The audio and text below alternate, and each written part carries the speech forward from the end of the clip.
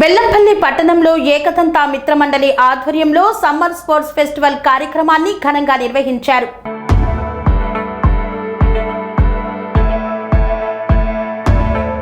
మంచిర్యాల జిల్లా బెల్లంపల్లి పట్టణం ఏకదంత మిత్రమండలి బొంతల శ్రీనివాస్ ఆధ్వర్యంలో బెల్లంపల్లి 28వ వార్డులో సమ్మర్ గేమ్స్ ఫెస్టివల్ కార్యక్రమాన్ని నిర్వహించారు. పిల్లల యొక్క సృజనాత్మకత వెలికితీసి వారి మేధస్సు పెంచడానికి తోడ్పడే ఆటలైన psychological game, memory techniques and meditation, educational counselling and goal setting, science project, basic training in arts, objective drawing, mirror art and painting, quiz, English words games లాంటి ఆటలతో పిల్లల మానసికంగా శారీరకంగా దృఢంగా ఉండటానికి ఆటల పోటీలతో పిల్లలను ఆలోచింపచేసే విధంగా ఈ యొక్క క్రీడా పోటీలు ఉపయోగపడతాయని తెలిపారు.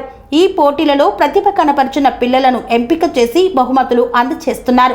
ఇదేదో స్వంత ప్రయోజనాల కోసమో వ్యాపారం కోసమో కాదు.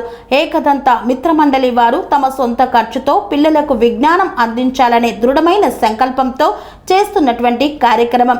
అన్ని చోట్లలో విద్యావంతులు ఇదే విధంగా కార్యక్రమాలు చేపట్టినట్లయితే అతిపెద్ద మహమ్మారులైన టీవీ, ఫోన్ల నుండి పిల్లలను ఆకర్షితులై వారి యొక్క జీవితాలు నాశనం కాకుండా మనం కాపాడుకోవచ్చని సూచించారు. సమాజంలో విజ్ఞానవంతులను చేసే ఆస్కారం ఉంటుందని పేర్కొన్నారు. 28వ వార్డు ఏకదంత మిత్రమండలి ఆధ్వర్యంలో బొంతల శ్రీనివాస్ గారి ఆధ్వర్యంలో వేసవి శిక్షణ శిబిరం ఇక్కడ ప్రారంభించడం జరిగింది. దీంట్లో పిల్లలు 28వ వార్డులో ఉన్న పిల్లలందరూ హాజరయ్యారు. ప్రతి ఇంట్లో సమ్మర్ హాలిడేస్ స్టార్ట్ అయిన కాంచెల్లి టీవీ, మొబైల్ చూడడం వల్ల వాళ్ళు మానసికంగా ఇబ్బంది పడుతున్నారు, శారీరకంగా ఇబ్బంది పడుతున్నారు. వాళ్ళని ఇక్కడున్న 28వ వార్డులో ఉన్న పిల్లల్ని మొబిలైజ్ చేసి ఇక్కడ వేసవి శిబిరానికి వచ్చిన వాళ్ళంతా టీచర్స్ ఇంద్రకుమార్, హారిక వారి ఆధ్వర్యంలో పిల్లలు ఇంట్రావర్ట్గా ఉన్న పిల్లలు ఎక్స్ట్రాడినరీగా తయారు కావడానికి ఈ వేసవి శిక్షణ శిబిరం ఎంతగానో ఉపయోగపడింది.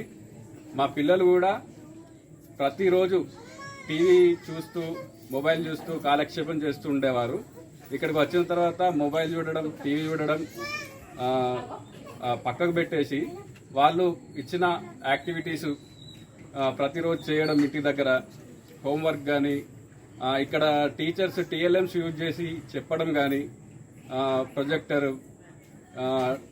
ఎక్కువ వాళ్లకు ప్రత్యక్షంగా అనుభవం పార్టిసిపేట్ చేయడం వల్ల పిల్లల్లో మార్పు రావడం జరిగింది.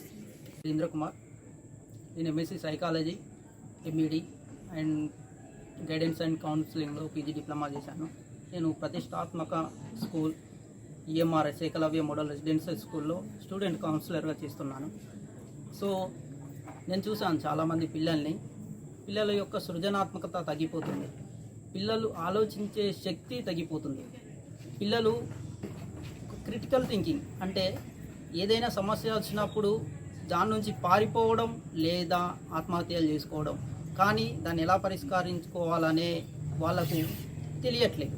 ఎందుకంటే పిల్లలు చాలా టైం మొబైల్, టీవీ, ఇవే వాళ్ళ కామిక్స్ చూడడం, లేకపోతే ఇంకా కొంచెం పెద్దవాళ్ళు అయితే పిల్లలు అశ్లీలమైన వీడియోలు చూసే పరిస్థితి ఉంది. సో ఇదంతా ఇంకా ఈ సమ్మర్లో మా దగ్గర హాస్టల్లో ఉన్నంత వరకు పిల్లలు ఓకే కంట్రోల్లో ఉంటారు. ఇంటికి వెళ్ళిన తర్వాత పూర్తిగా మొబైల్కి అడిక్ట్ అయిపోతారు.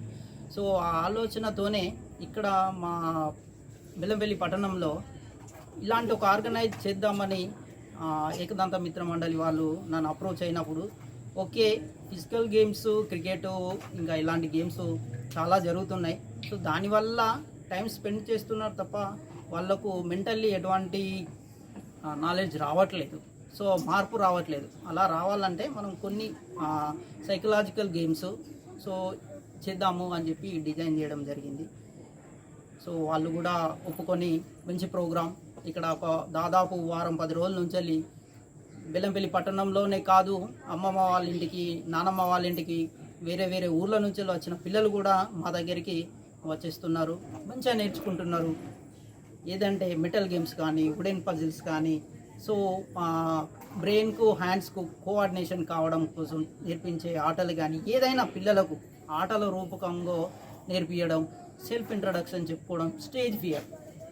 సైకాలజిస్టులో ఒక అనాలిసిస్ ప్రకారము ఒక టాప్ 10 భయాలను తీసుకుంటే స్టేజ్ ఫియర్ అనేది మొట్టమొదటిగా వచ్చేది. ఎవరైనా సరే, ఎందుకు అబ్రహాం లింకన్ అయినా సరే ఆయన స్టేజ్ మీదకి వెళ్ళేటప్పటికి ఆయన భయపడేవాడట. అటువంటి స్టేజ్ ఫియర్ని కూడా పోగొట్టడానికి పిల్లల దగ్గర చిన్న చిన్న వర్డ్స్తోని, చిన్న చిన్న ఇంట్రడక్షన్తోని వాళ్ళ ఫియర్ పోగొట్టడానికి అయితేనేమి, లేకపోతే వాళ్ళ యొక్క సృజనాత్మకను ఆట రూపకంగా కానీ, లేకపోతే గేమ్స్ రూపకంగా కానీ, కర్రసాము, చిన్న చిన్న యాక్టివిటీసు ఇలాంటివి నేర్పించి వాళ్ళలో సృజనాత్మకతను వాళ్ళకే చూపించడం, వాళ్ళ ద్వారా మా ప్రోగ్రాం ద్వారా వాళ్ళ తల్లిదండ్రులు కూడా వాళ్ళ పిల్లల యొక్క సృజనాత్మకతను వెలికి తీసి చూపించడం జరుగుతుంది. సో ఇక్కడ తల్లిదండ్రుల రెస్పాన్స్ కానీ పిల్లల రెస్పాన్స్ కానీ చాలా అత్యద్భుతంగా ఉంది. నాకు తెలిసి చాలామంది పిల్లలు చెప్తున్నారు, వాళ్ళ పేరెంట్స్ కూడా చెప్తున్నారు, ఈ ప్రోగ్రాం జరిగిన కాంచెల్ మొబైల్ని అవాయిడ్ చేశారు, టీవీ కూడా చూడడం లేదు, ఎక్కువగా యాక్టివిటీస్ మీద ఉన్నారు, వాళ్ళకు సైన్స్ ప్రాజెక్ట్స్ కూడా చేయిస్తున్నాం.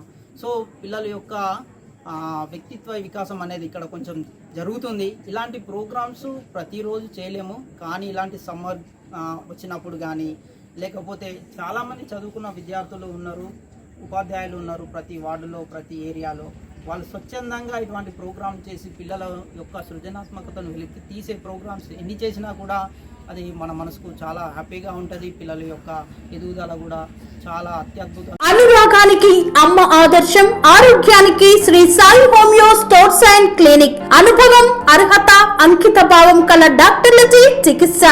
అన్ని రకాల ఆరోగ్య సమస్యలకు నమ్మకమైన ఎంపిక Shri Sai homeo stores and clinic. Diabetes, కీళ్ల నొప్పులు, సయాటికా, వెన్నుముక సమస్యలు, థైరాయిడ్, నిద్రలేమి, మానసిక సమస్యలు, ఋతు సమస్యలు, అన్ని రకాల దీర్ఘకాలిక వ్యాధులకు ప్రత్యేక హోమియో వైద్యం. అందరికీ అందుబాటులో అంతర్జాతీయ హోమియో వైద్యం Shri Sai homeo stores and clinic. మీ ఆరోగ్య సమస్య ఏదైనా ఇప్పుడు పరిష్కారం సాధ్యం. సైడ్ ఎఫెక్ట్ లేని వైద్యంతో సంపూర్ణ ఆరోగ్యం కొరకు సంప్రదించండి Shri Sai homeo clinic and stores, Bhavani Nagar, Ambedkar Nagar road, old Alwal, Secunderabad. సంప్రదించాల్సిన ఫోన్ నంబర్స్ 9000751751 మరియు 9000422525.